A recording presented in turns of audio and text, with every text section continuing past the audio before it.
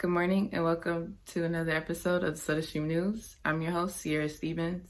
And I'm your other host, Madison Edwards. Today is January 21st, 2021, and it is a C Day.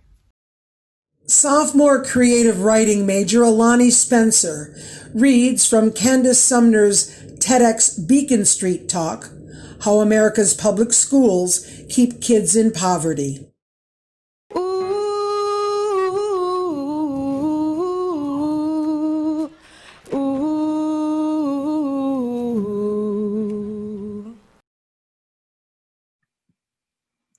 Wealth was never a primary ambition in my house, which meant we lived in a neighborhood that lacked wealth, and henceforth we went to a school system that lacked wealth. Luckily, we hit the educational jackpot and a voluntary desegregation program that bused urban kids, Black and brown, to suburban schools, rich and white. At 5 years old, I had to take a 1 hour long bus ride to a faraway place to get a better education.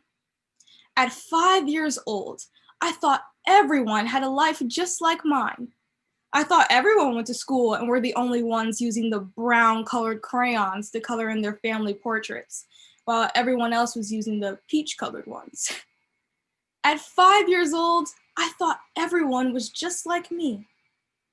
But as I got older, I started noticing things, like how come my neighborhood friends didn't have to wake up at 5 a.m. and go to a school that's an hour away? How come I was learning how to play the violin while my neighborhood friends didn't even have a music class? Why were my neighborhood friends learning and reading material that I learned 2 years prior? You see, as I got older, I started having this unlawful feeling in my belly. Like I was doing something I wasn't supposed to be doing. Taking something that I wasn't supposed to have. Receiving a gift that didn't have my name on it. I wasn't supposed to have a library or fully equipped athletic facilities or safe fields to play in. I wasn't supposed to have a theater department with seasonal concerts and plays, visual, digital performing arts. I wasn't supposed to have fully resourced biology and chemistry labs, school buses that took me door to door, freshly prepared lunches, or even air conditioning. Now, don't get me wrong, I was extremely grateful for the opportunities that were given to me. But I had this ever-present pang of, but what about everyone else? There were thousands of kids just like me who deserves this too. So why couldn't everyone have this? Why was high quality education only exclusive to the rich? It was like I had this survivor's remorse. My neighborhood friends were experiencing an educational train wreck that I was saved from through a bus ride. It was like I was an educational Moses screaming, "Let my people go to high quality schools." I've seen firsthand how the other half was being treated and educated. I'd seen the educational promised land, and for the life of me, I could not justify the disparity.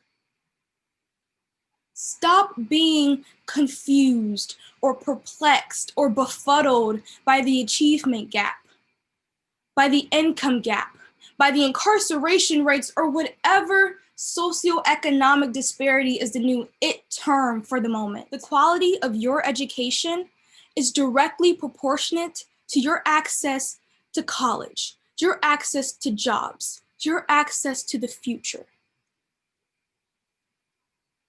A little known secret in American history is that the only institution specifically made for people of color is the American slave trade. And some would argue the prison system. Until we live in a world where a kid can get a high quality education no matter where they live or the color of their skin, we must fix things on a macro level. For one, school funding should not be decided by property taxes or some funky equation where rich kids benefit from state aid while poor kids are continuously getting food and resources stolen from their mouths. Governors, senators, mayors, city council members, listen. If we're going to call public education, it should be just that. Otherwise, we should call it what it really is: poverty insurance. Public education keeping poor kids poor since 1954. If we, as a country, are going to believe that education is the great equalizer, then it should be just that: equal and equitable. Until then, there's no democracy in our democratic education.